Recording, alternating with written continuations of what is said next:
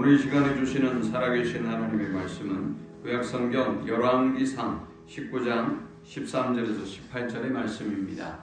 엘리야가 듣고 겉옷으로 얼굴을 가리고 나가 굴 어귀에 서매 소리가 그에게 임하여 이르시되 엘리야야 내가 어찌하여 여기 있느냐. 그가 대답하되 내가 만군의 하나님 여호와께 열심히 유별하오니 이는 이스라엘 자손이 주의 언약을 버리고 주의 제단을 헐며 칼로 주의 선지자들을 죽였음이오며 오직 나만 남았거늘 그들이 내 생명을 찾아 빼앗으려 하나이다.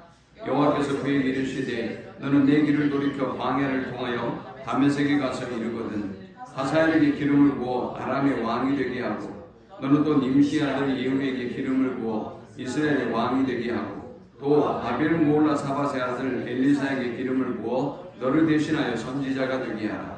하사엘의 칼을 피하는 자를 예후가 죽일 것이요 예후의 칼을 피하는 자를 엘리사가 죽이리라. 그러나 내가 이스라엘 가운데 7,000명을 남기리니 다 바알에게 무릎을 꿇지 아니하고 다 바알에게 입맞추지 아니한 자니라. 아멘.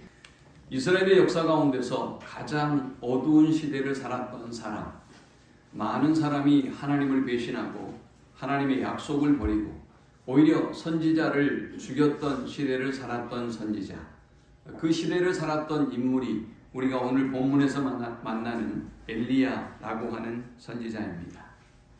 그 시대의 사람들은 영적으로 깊은 어두움에 빠져 있었고 깊은 세속주의에 빠져 있었습니다. 3년 6개월 동안 가뭄이 왔고 또 아합과 이세벨은 주를 믿는 신실한 믿음의 사람들을 한 사람 한 사람 죽였습니다. 선지자를 비롯한 모든 사람들이 그들의 믿음 때문에 목숨을 잃어야 하는 고통의 시대를 엘리야와 그 시대의 이스라엘 사람들은 살아내야만 했습니다. 야고보서 5장 17절 18절에는 엘리야 선지자에 대해서 이렇게 소개합니다. 엘리야는 우리와 성정이 같은 사람이로되 저가 비오지 않기를 간절히 기도한즉 3년 6개월 동안 땅에 비가 오지 아니하고 다시 기도하니 하늘이 비를 주고 땅이 열매를 맺었느니라.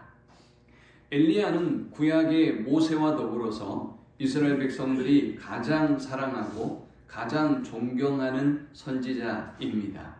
정말 놀라운 기적으로 850명의 바알과 이세벨을 섬기는 선지자를 물리쳤고 그 영적인 전쟁에서 승리하고 하나님의 영광을 회복했던 정말 능력의 종이기 때문입니다. 그런데 그런 엘리야를 성경은 표현하기를 우리와 성정이 같은 사람이다 라고 했습니다. 그 이유가 무엇일까요?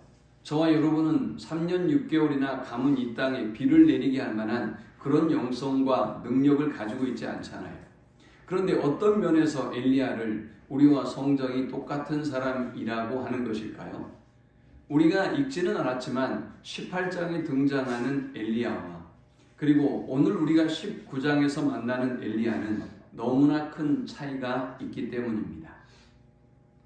그는 하나님의 놀라운 기적과 능력을 행하기도 했지만 순식간에 상황이 바뀌고 위기가 그에게 닥쳐오면서 하나님을 찾고 하나님께 구하기보다 동굴을 찾았고 또 저 로뎀나무 아래로 도망쳐야 했던 아주 연약한 우리와 같은 인간의 성정을 그대로 보여주고 있기 때문에 야고보 사도는 그렇게 놀라운 기적을 행하긴 했지만 그도 우리와 성정이 동일한 인물이다 라고 소개하고 있습니다. 우리는 본문을 중심으로 이 엘리야라고 하는 사람이 어떻게 놀라운 주의 기적과 능력을 행하고 또 경험하는 삶을 살았는지, 아니 그런 사람이 어떻게 하면 영적으로 이렇게 피폐한 사람이 될 수 있는지, 과연 그런 영적으로 피폐하고 또 영적으로 처져 있는 이 영혼에게 하나님은 어떠한 은혜와 사랑을 베푸시는지, 우리가 이렇게 영적인 침체에서 벗어날 수 있는 방법은 무엇인지를 중심으로 살펴보고자 합니다. 먼저 첫 번째 스텝입니다. 엘리야가 여호와의 능력을 힘입었을 때입니다. 오늘 저와 여러분으로 친다면 여러분이 기도하는 것마다 응답을 받고 여러분이 놀라운 은혜와 성령의 충만함 속에 거할 때 그때 과연 우리의 모습은 어떠할까요? 엘리야를 살펴보면 엘리야는 먼저 하나님의 말씀에 순종하고 있습니다. 여러분의 삶 가운데서 하나님의 놀라운 기적과 능력을 경험하고 은혜가 충만한 삶을 살아갈 때 여러분 자신을 보면 여러분은 하나님의 말씀에 이의를 제기하지 않습니다. 여러분의 생각을 추가하지도 않습니다. 하나님의 말씀을 약화시키지도 않습니다. 하나님이 우리에게 어떤 말씀을 하시든 아멘이라고 받고 순종하는 삶을 보여줍니다. 18장 1절에 보니까 많은 날이 지나고 제3년에 여호와의 말씀이 엘리야에게 임하여 이르시되 너는 가서 아합에게 보이라. 내가 비를 지면에 내리리라. 엘리야가 아합에게 보이려고 가니 그때 사마리아의 기근이 심하였더라 했습니다. 여러분, 많은 선지자를 벌써 아합이 죽였습니다. 그런데 오늘 엘리야가 지금 아합 왕에게 나아간다고 하는 것, 그것은 죽으러 가는 것입니다. 목숨을 걸고 가야 할 일입니다. 그러나 하나님이 그에게 말씀하실 때 엘리야는 전혀 이 문제에 대한 두려움도 불안함도 보이지 않습니다. 하나님의 말씀에 즉각 순종하는 모습을 보여줍니다. 저와 여러분이 영적으로 이렇게 하나님의 놀라운 기적과 능력을 경험하고 있을 때에 우리의 모습은 어떠할까요? 우리는 우리 자신의 정체성을 드러냅니다. 18장 8절에 그가 그에게 대답하되 그러하다 가서 내 주에게 말하기를 엘리야가 여기 있다 하라 했습니다. 아합 왕에게는 오바댜라고 하는 선지자가 있었습니다. 엘리야가 이 오바댜에게 내가 여기 있다고 말해라. 나 엘리야가 여기 있다고 네가 가서 전해라 라고 당당하게 선포하고 있습니다. 여러분이 믿음이 좋을 때, 성령이 충만하고 은혜가 넘칠 때, 직장에서든 아니면 세상 속에서든 여러분의 신분을, 여러분의 직분을 전혀 감추지 않습니다. 혹이 내가 성도라고 해서 나의 직분을 밝힘으로 인해서 내게 어떤 손해와 어떤 피해가 임하지 않을까라는 걱정과 염려를 하지 않습니다. 하나님을 두려워하기 때문입니다. 하나님의 능력을 전적으로 믿고 신뢰하기 때문입니다. 여러분이 하나님의 놀라운 기적과 능력을 경험하는 살아있는 믿음의 삶을 살아갈 때 그때 우리는 하나님의 말씀을 있는 그대로 선포합니다. 18장 17절에 엘리야를 볼 때 아합이 그에게 이르되 이스라엘을 괴롭게 하는 자여 너냐?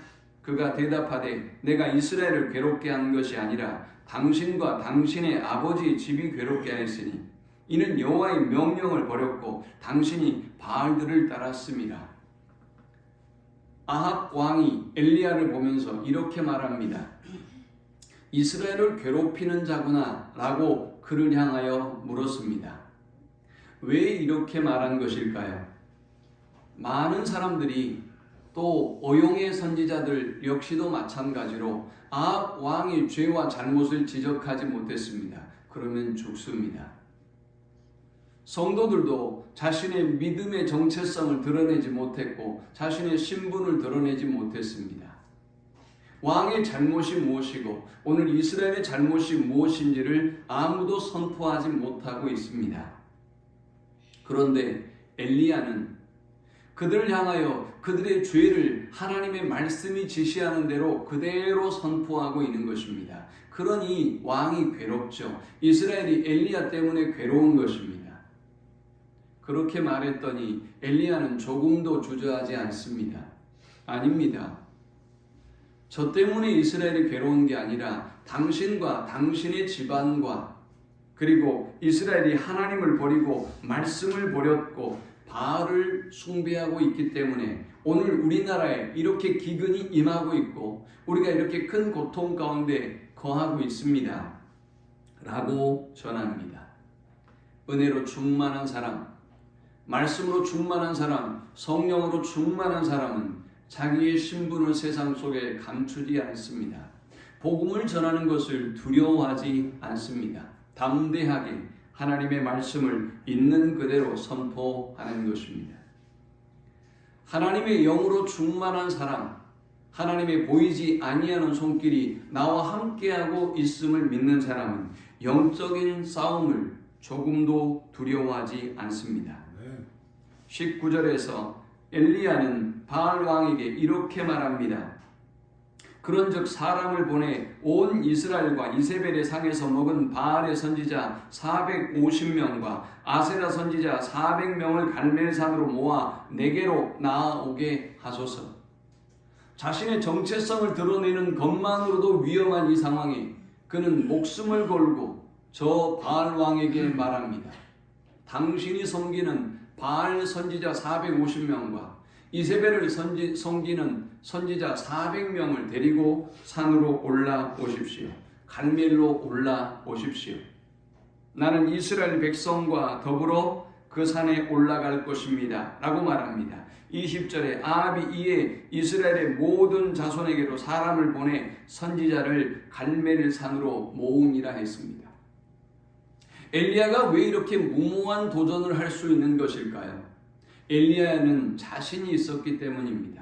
너희가 섬기는 바알신은 죽었고 존재하지 않으며 이세발도 죽은 신이라는 것을 그는 너무나 잘 알기에 나는 홀로 850대 1로 너희와 맞서지만 나의 하나님은 살아계시고 나의 하나님은 나의 기도를 들으시고 응답하시는 분이라는 사실을 그는 분명히 확신하고 있었기 때문에 죽은 신을 섬기는 사제들과의 싸움을 전혀 두려워하지 않았던 것입니다.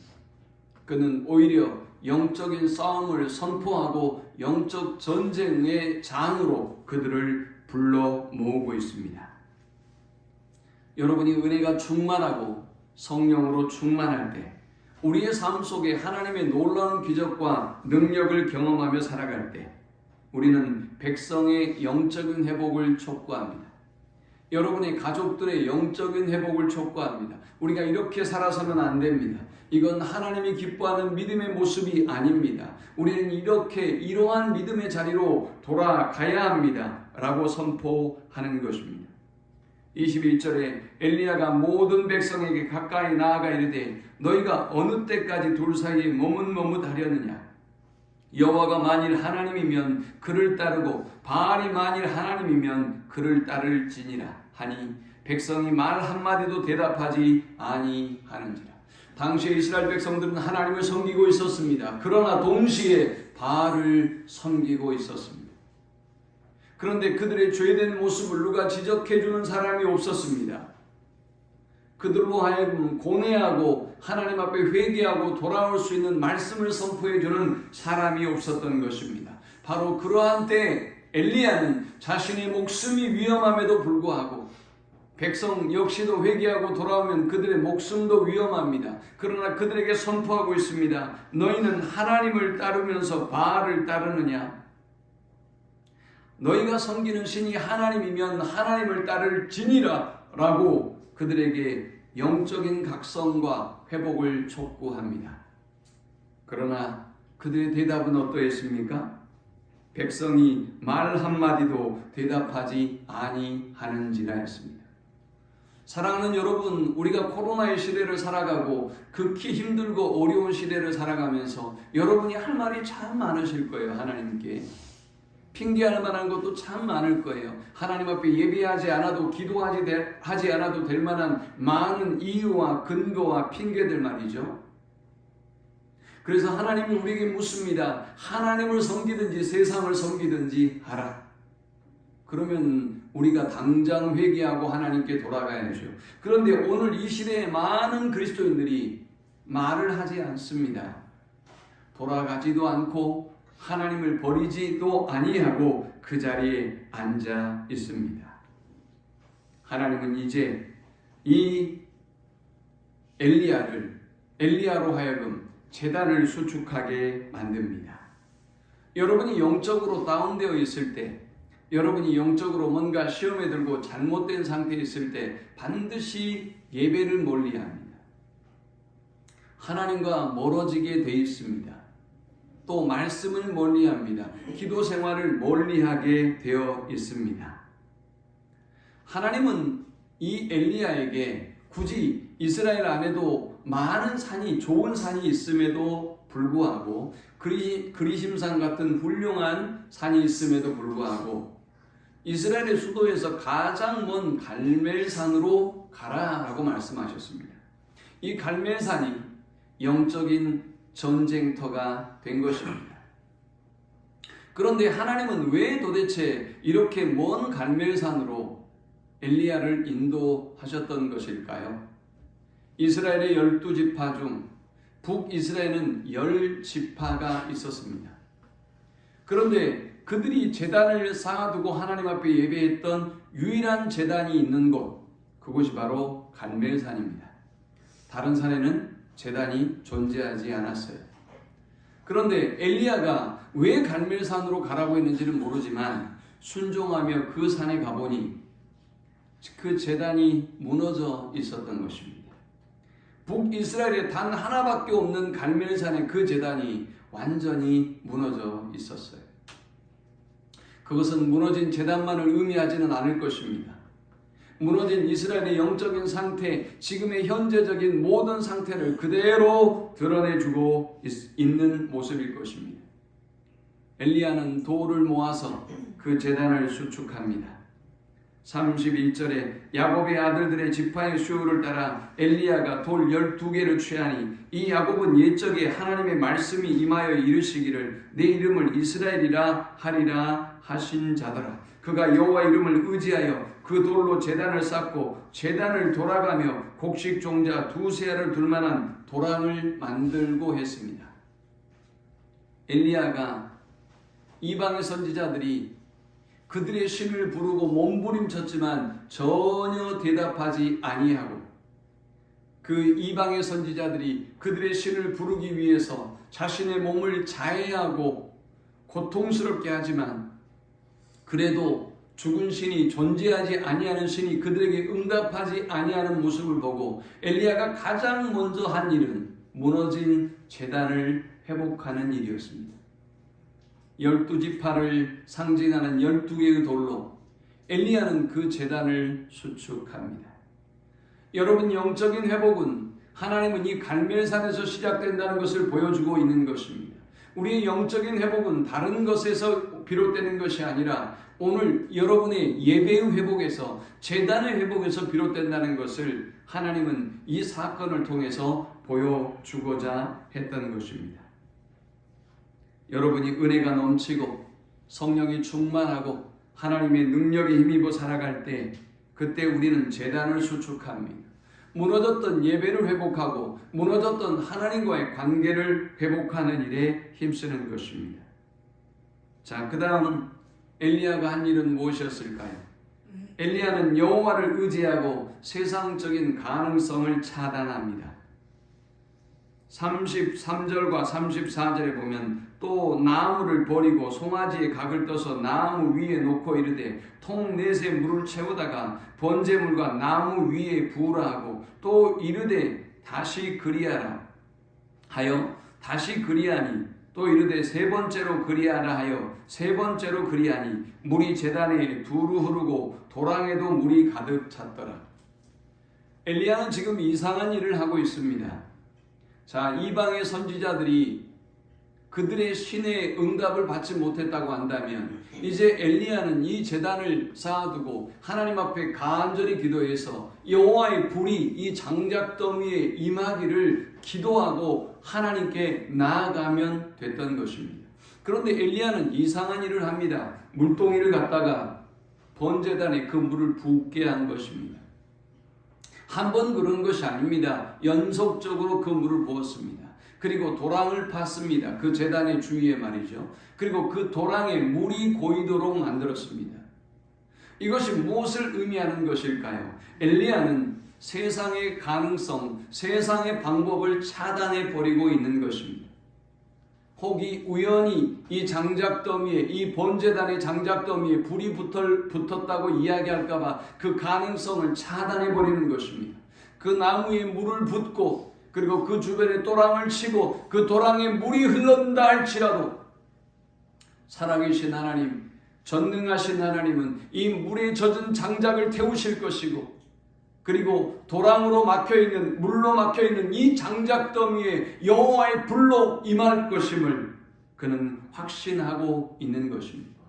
오늘 여러분들이 은혜가 넘치고 성령이 충만할 때 우리는 세상의 가능성을 의지하지 않습니다. 우리는 세상을 바라보지도 않습니다. 세상을 의지하지도 않습니다. 세상의 모든 가능성은 뒤로 하고 전능하신 하나님을 의지하고 바라보는 것입니다. 하나님의 놀라운 은혜와 능력을 경험하는 성도는 기도하는 성도입니다. 37절에 엘리야는 하나님 앞에 기도합니다. 여호와여, 내게 응답하소서, 내게 응답하옵소서. 이 백성에게 주 여호와는 하나님이신 것과 주는 그들의 마음을 되돌이키심을 알게 하옵소서 하며 있습니다. 엘리야는 간절히 기도했습니다. 이 백성이 하나님을 버리고 하나님을 멀리하고 있을 때 하나님이여, 이 기적을 통하여, 이 역사를 통하여 하나님의 하나님 되심을 알게 하옵소서. 그들의 마음을 하나님이여 이 역사를 통하여 돌이켜 주옵소서 기도합니다. 여러분들이 성령이 충만하고 은혜가 넘칠 때 여러분의 예배가 살아있을 뿐만이 아니라 기도가 살아있는 것입니다. 기도의 자리로 하나님 앞에 나아오는 것입니다. 하나님은 그에게 놀라운 기적을 주셨습니다. 39절에 모든 백성이 보고 엎드려 말하되 여호와 그는 하나님이시로다, 여호와 그는 하나님이시로다 하니 했습니다. 불이 위로부터 내려와서 번제물과 나무와 돌과 흙을 태우고 도랑의 물까지 핥아버리는 이 놀라운 기적 앞에서 하나님을 떠나고 하나님을 버렸던 모든 이스라엘 백성들이 회개하고 저가 하나님이시다, 우리 하나님은 살아계신다 라고 회개함으로 하나님께 나아갔습니다. 하나님은 이렇게 예배를 회복하고 기도를 회복하는 성도에게 승리를 주시는 하나님인 것입니다. 그의 승리는 여기에서 끝나지 않습니다. 40절에 엘리야가 그들에게 이르되 바알의 선지자를 잡되 그들 중 하나도 도망하지 못하게 하라 하며 곧 잡은지라 엘리야가 그들을 기손 시내로 내려다가 거기서 죽이니라. 엘리야는 이 놀라운 기적만 경험했을 뿐만이 아니라 바알과 아세라를 섬기는 모든 선지자를 잡아 죽이는 놀라운 능력을, 놀라운 승리를 경험하게 되었습니다. 그뿐만이 아닙니다. 또 45절 46절에는 이 엘리야 선지자가 조금 후에 구름과 바람이 일어나서 하늘이 캄캄해지며 큰 비가 내리는지라 아합이 마차를 타고 이스라엘로 가니 여호와의 능력이 엘리야에게 임하며 그가 허리를 동이고 이스라엘로 들어가는 곳까지 아합 앞에서 달려갔더라 했습니다. 하나님은 승리를 주셨습니다. 가뭄이 끝나고도 아합 왕으로 달릴 수 있는 권세를 주셨습니다. 여러분, 왕 앞에서 감히 누가 달릴 수 있겠습니까? 그를 호위하는 세력 외에는 달릴 수 없어요. 그러나 하나님은 하나님의 능력으로 이 엘리야를 세워주셨고, 엘리야가 당시에 많은 선지자를 죽이고 많은 그리스도인들을 죽였지만 그의 앞으로 당당하게 달려가게 하셨습니다. 여호와의 능력이 엘리야에게 임했다라고 쓰고 있습니다. 사랑하는 여러분, 그렇습니다. 하나님은 보이지 아니하는 손길로 우리가 온전한 예배자로 하나님 앞에 나아가고 온전히 우리가 기도의 제단을 회복하고 살아갈 때, 하나님을 의지하고 하나님 안에 거할 때 이렇게 놀라운 기적과 능력을 행하여 보여주시는 것입니다. 그런데 19장에 들어서서 놀라운 반전이 시작됩니다. 엘리야는 지금까지 자신의 삶 속에서 역사하셨던 하나님을 경험하고 하나님과 동행하는 선지자의 모습과는 너무나 다른 절망적인 모습을 보여줍니다. 그는 현실을 주관하시는 하나님을 놓쳤고 하나님이 없는 현실만을 바라보기 시작했던 것입니다. 버나드 쇼라고 하는 사람은 이렇게 말했습니다. 내게 두 가지의 절망이 있다. 하나는 무슨 일이 마음대로 안 되는 절망이고 하나는 마음대로 된 이후에 오는 절망이라 했습니다. 그렇습니다. 우리는 절망할 때가 있습니다. 세상의 모든 일들이 내 마음대로 되지 않을 때 절망합니다. 또 두 번째 절망하는 것은 내 마음대로 되는 것 같다가 이제 그 이후에 우리가 경험하는 영적인 다운 그리고 세상적인 다운을 절망을 우리가 경험할 때가 있습니다. 아무리 믿음이 좋은 믿음의 영웅도 이렇게 영적인 침체를 경험할 수 있다는 사실을 우리는 엘리야 선지자를 통해서 보게 됩니다. 자, 그렇다면 그는 왜 이런 깊은 영적인 침체를 경험하게 되었을까요? 하나님 저를 죽여주십시오 라고 할 만큼 그렇게 놀라운 엘리야의 모습은 사라지고 이렇게 초라하고 절망적인 엘리야의 모습을 우리가 보게 되는 것일까요? 먼저 첫 번째, 그는 하나님을 보지 아니하고 자신의 형편을 바라보았기 때문입니다. 19장 3절에 그가 이 형편을 보고 했습니다. 인생에 얼마든지 위기와 어려움이 찾아올 수 있습니다. 여러분의 뜻대로 여러분의 마음대로 우리의 삶이 그렇게 인도함을 받지 못할 때가 있습니다. 그런데 그때 우리는 어떻게 해야 될까요? 주를 바라보아야 합니다. 우리는 주의 음성에 귀를 기울여야 합니다. 주님의 인도하심을 받아야 하는 것입니다. 그런데 지금까지 보이지 아니하는 손길로 그를 위해서 일하셨던 하나님을 보았던 엘리야가 이제 자신의 형편을 보기 시작했습니다. 나를 불러주시고 나를 사용해 주신 하나님께 감사했던 엘리야가 19장에 들어와서는 여호와여 이제 충분합니다. 저를 죽여주십시오 할 만큼 깊은 절망을 경험하고 있습니다. 그 이유는 그가 하나님을 바라보지 아니하고 형편을 바라보았기 때문입니다. 사랑하는 여러분, 오늘 저와 여러분의 낭망은 형편과 상황의 문제가 아닙니다. 하나님을 바라보고 있느냐 그렇지 않느냐에 우리의 모든 절망이 달려 있는 것입니다. 예수께서 물 위를 걷는 모습을 보시고 베드로는 자신도 물 위를 걷게 해달라고 예수님께 요구했습니다. 예수님은 베드로로 물 위를 걷게 하셨고 베드로는 정말 가능하지 않는 기적을 경험하게 되었습니다. 정말 자신이 물 위로 걸었던 것입니다. 그러나 곧 그는 이 일이 자신이 할 수 없는 일임을 알았습니다. 그는 곧 파도와 풍랑이 두려웠습니다. 자신의 힘으로는 이 물 위를 걸을 수 없다는 것을 알았다면 더욱더 주님을 의지하고 더욱더 주님을 바라보아야 했을 터인데, 그러나 그는 주님을 바라보지 아니하고 물결과 파도를 바라보다 그 물결과 파도의 삼키움을 당했던 것입니다. 사랑하는 여러분, 오늘 저와 여러분이 힘든 것은 주님을 바라보지 않기 때문입니다. 환경을 바라보기 때문입니다. 사람을 바라보기 때문입니다. 그 사람과 환경의 파도가 오늘 우리를 삼켜버리고 있는 것입니다. 두 번째, 그가 이렇게 영적인 절망, 디프레션을, 침체를 경험할 수밖에 없었던 이유는 그는 생명과 구원이 하나님께 있음을 믿고 자기의 생명을 위해 도망쳤기 때문입니다. 3절에 자기의 생명을 위해 도망하여 라고 했습니다. 그는 살고 싶었습니다. 그는 살아야 된다고 생각했던 것입니다. 그래서 그 위기의 상황을 뛰쳐나갔던 것입니다. 사랑하는 여러분, 사실 우리의 삶과 죽음은 상황과 형편에 달려있는 것이 아니지요. 하나님의 편에 있습니다. 하나님은 살리기도 하시고 하나님은 죽이기도 하시는 하나님입니다. 사무엘상 2장 6절에 여호와는 죽이기도 하시고 살리기도 하시며 수월에 내리기도 하시고 거기에서 올리기도 하시는도다. 여호와는 가난하게도 하시고 부하게도 하시며 낮추기도 하시고 높이기도 하시는도다 라고 했습니다.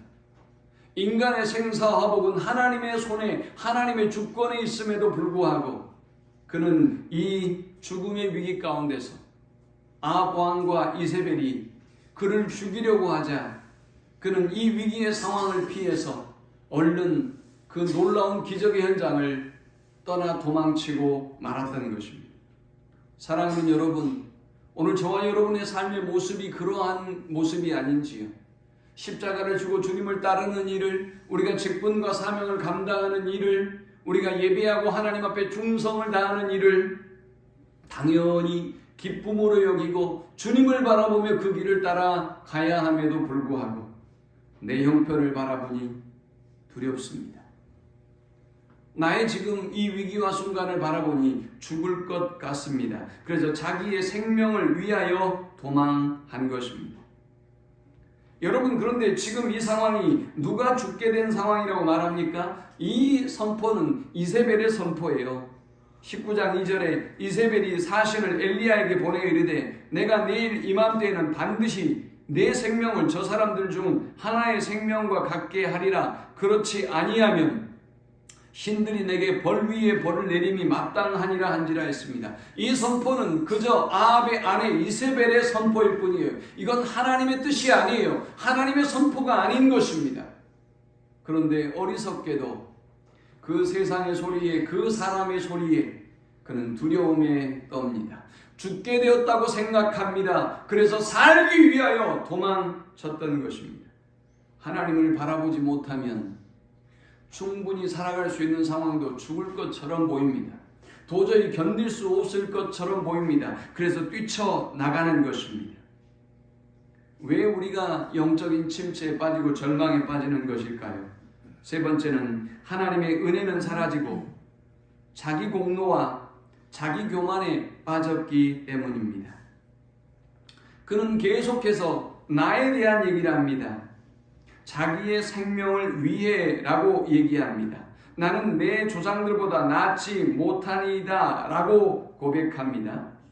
또 본문의 10절에 내가 만군의 하나님 여호와께 열심히 유별하오니 했습니다. 또 14절에도 내가 만군의 하나님 여호와께 열심히 유별하오니 했습니다. 여러분, 시험에 드는 사람은 다 똑같은 이야기를 합니다. 내가 얼마나 열심히 했는 줄 아십니까? 내가 교회를 위하여, 하나님을 위하여 얼마나 충성하고 헌신했는 줄 아십니까? 라고 이야기합니다. 자신의 공로만 보이는 것입니다. 자신이 한 일만 보이는 것입니다. 자신이 한 일이 가장 대단하고 가장 최고의 열심인 양 느껴지도록 사탄이 만들어 버리는 것입니다. 그런데 은혜로 충만했을 때는 하나님이 나를 붙잡고 계시고 하나님의 능력으로 내가 이 기적과 놀라운 능력을 행했다고 믿고 고백하는 사람은 항상 내가 아니라 하나님이 하셨다고 고백합니다. 사랑하는 여러분, 오늘 사탄은 여러분의 공로를 자꾸 부추깁니다. 여러분이 대단한 사람인 것처럼 믿게 만듭니다. 여러분을 교만하게 만듭니다. 여러분을 이 교회에서 하나님의 그 놀라운 사역에서 대단한 영웅처럼 믿게 만들 때, 그때가 매우 위험한 때라는 사실을 기억하는 여러분 되실 수 있기를 축원합니다. 그는 왜 시험에 빠졌을까요? 그에게 하나님은 보이지 않고 자신만 보였기 때문입니다. 10절에 보면 이렇게 고백합니다. 주의 선지자들을 죽였음이오며 오직 나만 남았거늘 그들이 내 생명을 찾아 빼앗으려 하나이다. 14절에도 주의 이스라엘 자손이 주의 언약을 버리고 주의 제단을 헐며 칼로 주의 선지자를 죽였음이오며 오직 나만 남았거늘 했습니다. 나만 남았다고 생각하는 이 의식이 우리를 교만하게 만들고 우리를 시험에 빠뜨리는 것입니다. 왜 나만 헌신해야 되고 왜 나만 충성해야 되며 왜 나만 십자가의 길을 걸어야 되냐고 외치는 사람은 시험에 드는 것입니다. 찬송가 288장에 예수를 나의 구주 삼고 라는 찬송이 있습니다.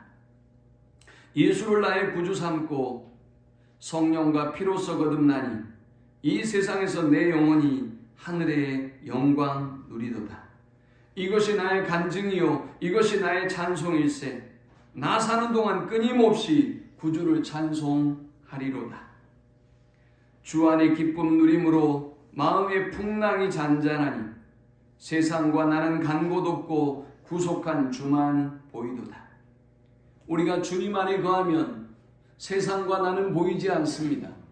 오직 주님만 보이는 것입니다. 그러나 저와 여러분이 주님을 바라보지 못하고 여러분 자신을 바라보고 여러분 자신을 높일 때 주님은 여러분의 눈에서 멀어지기 시작하는 것입니다. 자, 그렇다면 이렇게 하나님과 멀어져 버렸던 엘리야에게 하나님은 어떤 은혜를 주셨을까요? 보이지 아니하는 손길로 일하시고 함께 하신 이 하나님을 놓쳐버리고 있는 엘리야에게 하나님은 어떻게 회복의 길로 그를 인도하셨던 것일까요? 먼저 첫 번째는 그를 위로하시고 회복시켜 주셨습니다. 5절에 로뎀나무 아래에 누워 자더니 천사가 그를 어루만지며 그에게 이르되 일어나서 먹으라 하는지라 했습니다. 또 7절에 여호와의 천사가 또다시 와서 어루만지며 이르되 일어나 먹으라 내가 갈 길을 다 가지 못할까 하노라 하는지라 했습니다. 그가 잘못한 것에 대해서 말씀하지 않았습니다. 그를 어루만져 주셨습니다. 그를 측은히 여겨주신 것입니다. 그를 불쌍히 여겨주신 것입니다. 하나님의 은혜를 저버리고 실패한 이 엘리야 선지자를 바라보며 하나님은 측은히 여기시고 불쌍히 여기시고 그를 어루만지시고 위로해 주시고 그냥 먹여 주셨습니다. 고린도후서 1장 3절에는 우리 하나님에 대하여 이렇게 소개합니다. 모든 환난 중에서 우리를 위로하사 우리로 하여금 하나님께 받는 위로로서 모든 환난 중에 있는 자들을 능히 위로하게 하시는. 그렇습니다. 사랑하는 여러분, 우리 하나님은 저와 여러분이 어떤 영적인 상태에 있든지 저와 여러분을 찾아와 주셔서 어루만지시고 여러분에게 먹을 것을 공급해 주시고 여러분이 다시 기력을 회복하고 일어설 수 있기를 기대하고 회복시켜 주시는 하나님인 것입니다. 그 하나님의 위로와 회복의 역사를 경험하는 우리 모두가 될 수 있기를 축원합니다. 두 번째, 이렇게 그를 위로하시고 먹을 것을 주시고 회복시켜 주셨던 하나님이 여호와 앞에 서라! 라고 말씀합니다. 11절에 여호와께서 이르되 너는 나가서 여호와의 앞에서 산에 서라 하시더니 했습니다. 우리가 회복될 수 있는 방법은 빵을 먹고 그리고 누워있는다고 회복되는 것이 아닙니다. 육신적으로 쉰다고 해서 잔다고 해서 휴가를 간다고 해서 우리가 회복될 수 있는 것이 아니에요. 어떻게 우리가 회복될 수 있을까요? 여호와 앞에 서야 하는 것입니다. 오늘 사랑하는 여러분, 여러분의 영적인 상태가 어떠하든 여호와 앞에 설 수 있는 우리 모두가 될 수 있기를 축원합니다. 엘리야를 회복시켰던 세 번째 단계는 하나님은 그의 정체성과 그가 있어야 할 곳을 깨닫게 주셨습니다. 먼저 9절에 엘리야가 그곳 굴에 들어가 거기서 머물더니 여호와의 말씀이 그에게 임하여 이르시되 엘리야야 내가 어찌하여 여기 있느냐 했습니다. 엘리야는 이 실패 후에 굴 속에 들어갔습니다. 아무도 만나고 싶지 않았던 것입니다. 그렇게 기세당당했던 엘리야의 모습과 지금의 초라한 자신의 모습을 그 누구에게도 보이고 싶지 않았을 것입니다. 그래서 그는 저 깊은 영적인 침체의 굴 속에 들어가 있습니다. 그런데 주님이 그에게 묻습니다. 엘리야여 내가 어찌하여 여기 있느냐. 이 말씀은 그저 장소적인 의문을 제기하는 것만은 아닐 것이라고 생각합니다. 엘리야야 너는 여기 머물 사람이 아니다. 너는 지금 여기 이러고 있을 사람이 아니다 라고 하나님이 말씀하시는 것입니다. 너는 갈멜의 놀라운 기적과 능력을 경험한 사람이다. 너는 이 로뎀나무 아래에서 한심하게 두려움에 빠져서 이 굴 속에 침체되어서 주저앉아 있을 만한 영혼이 아니다 라고 말씀하고 있는 것입니다.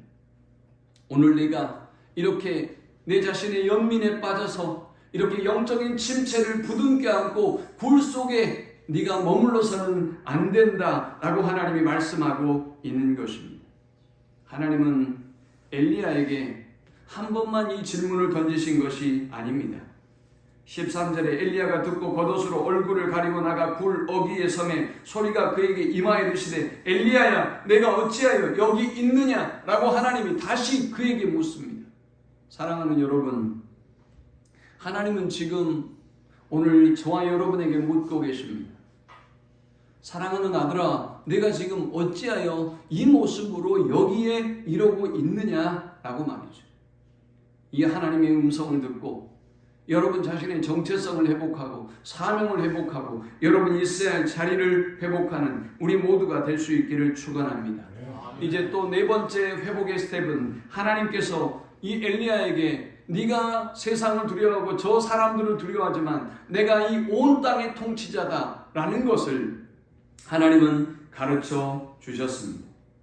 15절에 여호와께서 그에게 이르시되 너는 내 길을 돌이켜 광야를 통하여 다메섹에 가서 이르거든 하사엘에게 기름을 부어 아람의 왕이 되게 하고 너는 또 님시 아들 예후에게 기름을 부어 이스라엘의 왕이 되게 하고 또 아벨 무홀라 사밧의 아들 엘리사에게 기름을 부어 너를 대신하여 선지자가 되게 하라 라고 했습니다. 아람은 외국이에요. 그런데 뜬금없이 하나님이 엘리야에게 이렇게 영적인 침체에 빠져있고 절망에 빠져있는 엘리야에게 너는 아람에 가서 아람의 하사엘에게 기름을 부어서 그를 위하여 기도해주고 그를 아람 나라의 왕으로 세워라라고 말씀하고 있어요. 이렇게 뜬금없는 말씀을 하나님이 하셨어요. 하나님이 저에게 가서 너 중국의 시진핑을 위하여 기름을 붓고 그를 위하여 기도하고 그 사람을 왕으로 세워라 라고 한다면 하겠어요? 아니 중국의 그 시진핑이 저에게 당신 누굽니까? 내가 왜 당신에게 이런 건방진이라고 하지 않겠어요? 그런데 하나님이 그렇게 하라고 말씀하셨어요. 이스라엘 왕도 이제 내가 아합은 멸할 것이고 예후를 왕으로 세울 것이니 네가 그를 위하여 기름을 붓고 기도하라 라고 하셨어요. 그리고 나만 선지자로 이 고독하고 외로운 사명을 감당하고 있고 이렇게 고통스러운 죽음의 위기 앞에 서 있다고 한탄했던 그에게 새로운 제자 엘리사에게 기름을 부어서 그의 사역을 대신하는 사명자로 세우라고 말씀하셨어요. 하나님이 이 사건을 통해서 우리에게 무엇을 말씀하고 싶어 하시는 것일까요? 하나님이 역사의 주관자라는 것입니다. 이스라엘뿐만이 아니라 아람의 나라까지도 통치하시고 주장하시는 하나님이라는 것을 보여주고 있습니다. 사랑하는 여러분, 우리가 바라보는 국제 정세가 불안하고 혼란스럽습니다. 국내 정치도 그러합니다. 그러나 우리가 두려워하지 않을 것은 하나님께서 온 땅의 주인이시며 온 땅의 통치자이시기 때문입니다. 그러므로 오늘 엘리야에게 다시 하나님이 온 땅의 통치자이심을 보여주시고 회복시켜 주셨던 것처럼 하나님은 저와 여러분이 온 땅을 다스리고 주인 되시는 분임을 온전히 믿고 고백하기를 원하시는 것입니다. 마지막 하나님은 엘리야를 어떻게 회복시켜 주셨을까요? 하나님은 엘리야가 혼자가 아니라 그와 함께하는 이들이 있음을 깨닫게 하셨습니다. 엘리야는 계속해서 얘기했습니다. 오직 나만 남았습니다. 오직 나만 남았습니다. 나를 죽여주십시오. 어떻게 내가 혼자 이 일을 감당해냅니까? 라고 그는 한탄하며 탄식했습니다. 그런데 하나님이 18절에 말씀하셨습니다. 그러나 내가 이스라엘 가운데 7,000명을 남기리니 다 바알에게 무릎을 꿇지 아니하고 다 바알에게 입맞추지 아니한 자니라. 하나님은 엘리야뿐만이 아니라 엘리야 이후에 엘리사가 있다는 걸 깨닫게 해주셨습니다. 아니 엘리야뿐만이 아니라 엘리사뿐만이 아니라 바알에게 모두가 무릎 꿇고 자기만 남았다고 생각했는데 하나님은 너를 도울 너의 사역을 계승할 너와 함께 동역해서 하나님의 나라를 이루어갈 7,000명의 거룩한 용사가 있다라는 것을 깨닫게 주셨습니다. 오늘 여러분의 믿음의 길이 사명의 길이 외롭고 고독하고 힘들다고 느끼는 분이 있다면 기억하십시오. 하나님은 여러분이 홀로가 아니라 하나님께서 함께 하시며 하나님이 붙여주시는 동역자가 있다는 사실을 분명히 말씀하고 있어요. 여러분의 사업에도 하나님이 보이지 않는 손길로 동역자를 붙여주십니다. 자녀의 모든 미래에도 하나님이 보이지 아니하는 손길로 일하시고 싸워주십니다. 우리의 영적인 현장에도 하나님께서 보이지 아니하는 손길로 7,000명의 군사를 통해서 일하십니다. 그러한 믿음으로 어떤 상황 가운데서도 결코 절망에 빠지지 아니하고 승리하는 주의 백성들이 다 되시기를 축원합니다.